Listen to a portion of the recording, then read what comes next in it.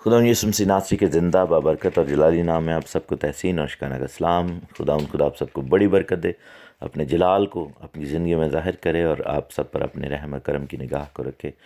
खुले आसमान की बरकत हो, हर तरह का पीतल और लोहे का आसमान और पीतल और लोहे की ज़मीन हमारी ज़िंदगियों से जाती रहे और हमारी बरकतें आसमान पर से आएँ और खुदावन अपनी रहमतों के दरवाज़ों को हम पर खोले रखे। हम खुदा का शुक्र करते हैं, खुदा की तारीफ़ करते हैं।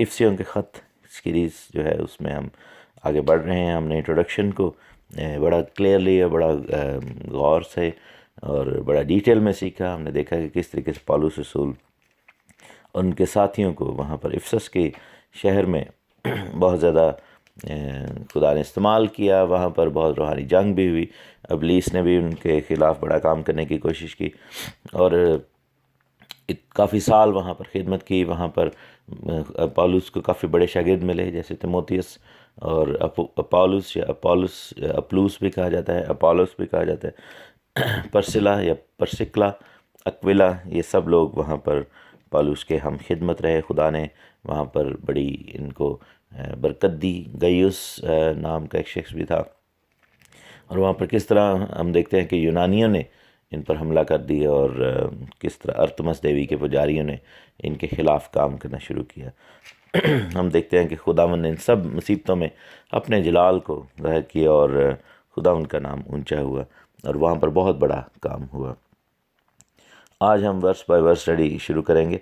पहली आयत कहती है पहले बाब की, पौलुस की तरफ से जो खुदा की मर्ज़ी से मसीह का रसूल है, मसीह यीशु का, उन मुकद्दसों के नाम जो इफसस में हैं और मसीह यीशु में ईमानदार हैं। तो पौलुस रसूल ने ये कहा है कि मैं खुदा की मर्ज़ी से रसूल हूँ। खुदा की मर्ज़ी से कोई भी शख्स जो है बग़ैर खुदा की मर्ज़ी के खिदमत में नहीं आता, बग़ैर खुदा की मर्ज़ी में खिदमत में नहीं रहता और ख़िदमत को जारी नहीं रख सकता। अगर आप खादिम हैं और आपने खुदा की मर्ज़ी को अपनी ज़िंदगी में से लूज़ कर दिया तो फिर आपकी खिदमत भी ज़िंदगी में से ख़त्म हो जाएगी। अगर आप एक आम इंसान हैं और खुदा की खिदमत करना चाहते हैं, पहले उसकी पाक और कामिल मर्ज़ी को अपनी ज़िंदगी में लेकर आएँ और फिर आपको खिदमत करने का मौका मिलेगा और ख़िदमत करेंगे आप। और लिखा है कि यीशु मसीह में जो ईमानदार हैं, तमाम मुकद्दसीन जो कि इफसस में हैं, ईमानदारों को जो लफ्ज़ इस्तेमाल किया गया है, मुकद्दसीन इस्तेमाल किया गया है, अनलाइक कैथलिक चर्च के जिसमें पोप डिसाइड करता है कि कौन मुकद्दस है और कौन नहीं, और सिर्फ सम हैंडफुल पीपल उनको मुकद्दस का दर्जा दिया जाता है, बाकी सारे जो है वैसे ही हैं। लेकिन बाइबल ये बताती है कि जितने भी ईमानदार हैं वो सारे मुकद्दसीन हैं। हम सबको मुकद्दस कहा गया है। मुकद्दस का मतलब है मखसूस किया हुआ, पाक किया हुआ, अलहदा किया हुआ, और हम सब अलहदा किए गए हैं दुनिया से, दुनिया की चीज़ों से, दुनिया के कामों से, और मसीह के लहू के सबब से हम अलहदा किए गए हैं। हमारे बाप खुदा और खुदावन यीशु मसीह की तरफ से तुम्हें फ़ज़ल और इत्मीनान हासिल होता रहे। और यहाँ पर हम क्लियर डिस्टिंक्शन देखते हैं कि किस तरीके से बाप और बेटे का ज़िक्र है। हमारे बाप खुदा और खुदावन यीशु मसीह की तरफ से। बहुत सारे लोग ये आर्ग्यू करते हैं कि यहाँ पर खुदावन यीशु मसीह को बाप कहा गया है, लेकिन ऐसा नहीं है, क्योंकि अगर ऐसा होता तो फिर बीच में कॉमा ज़रूर यूज़ किया होता। लेकिन यहाँ पर जो है वो कहा गया हमारे बाप यानी खुदा बाप को, और फिर लिखा है खुदावन यीशु मसीह को, यानी कि हमारे खुदावन खुदा जो कि खुदा बेटा कह लें, या यीशु मसीह नासरी जो कि खुद खुदावन खुदा है। लिखा है कि तुम्हें फ़ज़ल और इत्मीनान हासिल होता रहे हमारे खुदावन यीशु मसीह के खुदा और बाप की हम्द हो, जिसमें हमको मसीह में आसमानी मकामों पर हर तरह की रूहानी बरकत बख्शी। चुनाचे उसने हमको बनाया आलम से पेशतर उसमें से चुन लिया ताकि हम उसके नज़दीक मोहब्बत में पाक और बेऐब हों, और उसने अपनी मर्ज़ी के नेक इरादा के मुआफ़िक हमें अपने लिए पेशतर से मुकर्रर किया कि यीशु मसीह के वसीला से उसके ले पालक बेटे हों।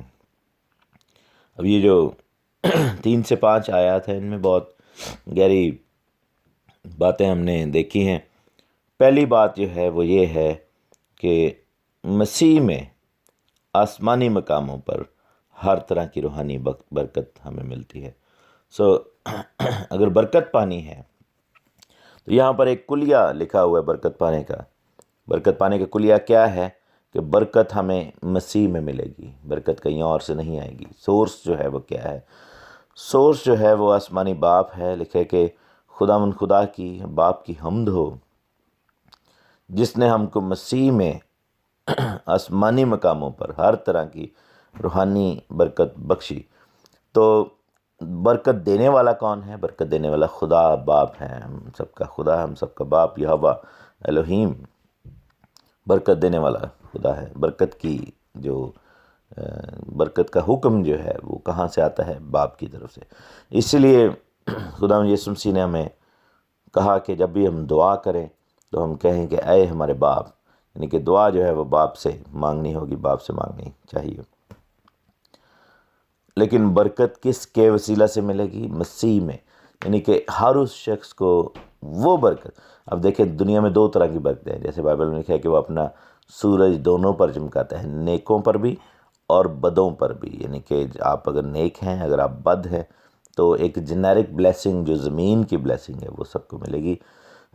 جیسے آپ یہ دیکھیں کہ اسحاق اور اسماعیل کی برکت میں کیا فرق تھا کہ اسماعیل کی برکت جو تھی وہ صرف زمین سے تعلق رکھتی تھی، اسماعیل کو صرف اور صرف زمین کی دنیاوی چیزوں کی برکت ملی، لیکن اسحاق کی جو برکت تھی وہ زمین اور آسمان کی برکت تھی۔ اس کی برکت جو تھی وہ جسمانی اور روحانی تھی۔ سو جو مسیح میں نہیں ہیں، لائک جو عام انسان کہہ لیں، یا ایسے لوگ جو کہ اچھے نیک لوگ ہیں لیکن ابھی تک مسیح سے ناواقف ہیں، وہ برکت پاتے ہیں۔ یہ نہیں میں کہہ رہا ہوں کہ دنیا کی اور قومیں برکت نہیں پائیں گی یا برکت نہیں پاتی، وہ بھی برکت پاتے ہیں، سبھی برکت پاتے ہیں، لیکن یہاں پر لکھا ہے کہ آسمانی مقاموں کی برکت اور ہر طرح کی روحانی برکت۔ سو جسمانی برکات دنیا پاتی ہے، بالکل پائیں گے، لیکن جو مسیح میں ہیں، مسیح میں کیسے ہوں گے؟ اوبویسلی جب نئے سرے سے پیدا ہو چکے ہوں گے اور مسیح کے اندر چل رہے ہیں تو پھر ہمیں برکت ملے گی۔ اور برکت کون سی ملے گی؟ آسمانی مقاموں کی برکت، وہ برکت جو کہ ہیونلی ہاؤس میں ہے۔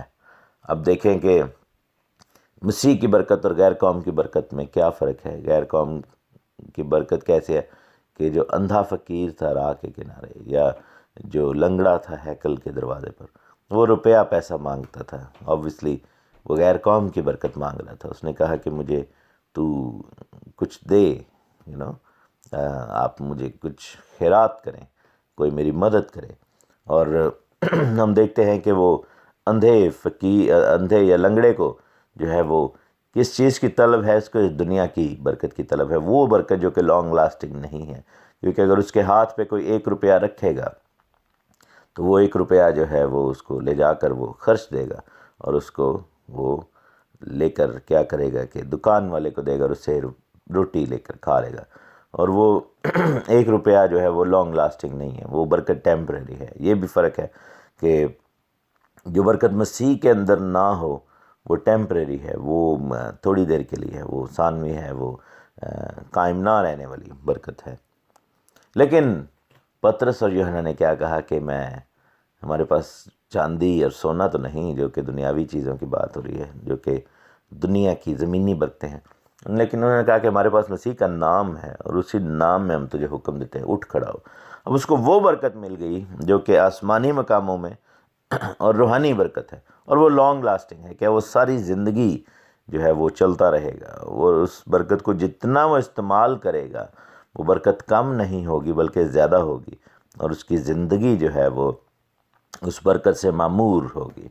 اور ہم خدا کا شکر کرتے ہیں کہ ہمیں مسیح میں آسمانی مقاموں کی برکت ملی ہے۔ اسی لیے جب بھی آپ مسیح میں ہو کر دعا کرتے ہیں اور کہتے ہیں خدا ہم سے، تو آپ آسمانی مقاموں کی برکت کو مانگیں۔ Ask for the heavenly blessings, ask for the blessings that have come from heaven، جو کہ آسمان سے آئی ہیں۔ اور جیسے اس نے کہا کہ میری کمک کہاں سے آئے گی، اور ہم خدا کا شکر کرتے ہیں۔ اور پھر اس برکت کی نوعیت کیا ہے؟ لکھا ہے کہ وہ روحانی برکت ہے، اٹس اسپریچول بلیسنگ، جو روح کے اندر سے ہو کر نکلی ہے، اور وہ لانگ لاسٹنگ بلیسنگ ہے۔ سو اس کلیے کو آپ یہاں پر سمجھیں کہ برکت دینے والا خدا ہے، برکت کا سورس مسیح ہے، اور مسیح کے اندر رہتے ہوئے جو برکت ہمیں اویلیبل ہے، جس برکت کے لیے ہم کہہ لیں کہ جو برکت ہمارے لیے ویلڈ ہے، جو ہم کیپیبل ہیں جس برکت کو ریسیو کرنے کے لیے، وہ آسمانی مقاموں کی برکت ہے اور روحانی برکت ہے۔ پھر لکھے کہ چنانچہ اس نے ہم کو بنائے عالم سے پیشتر اس میں چن لیا، تاکہ ہم اس کے نزدیک محبت میں پاک اور بے عیب ہوں، اور اس نے اپنی مرضی کے نیک ارادہ کے موافق ہمیں اپنے لیے پیشتر ہی سے مقرر کیا کہ یسوع مسیح کے وسیلہ سے اس کے لے پالک بیٹے ہوں۔ اب ان دو آیتوں کو لے کر جو لوگ کیلونسٹ ہیں، کیلونزم ایک کانسیپٹ ہے، اس وقت جو چرچ ہے دو حصوں میں ڈیوائیڈڈ، موسٹلی جو ڈینومینیشنز ہیں، یا تو وہ کیلونسٹ ہیں جو جان کیلون کی تعلیم کو مانتے ہیں، یا پھر وہ ہنگیرین جو ہے وہ اس آپشن کو فالو آرمینین آرمینین آپشن کو فالو کرتے ہیں۔ سو کیلونسٹ ہیں یا آرمینینز ہیں، اس کے اوپر بھی کبھی بحث ہوگی، لیکن جو کیلونسٹ ہیں وہ ایک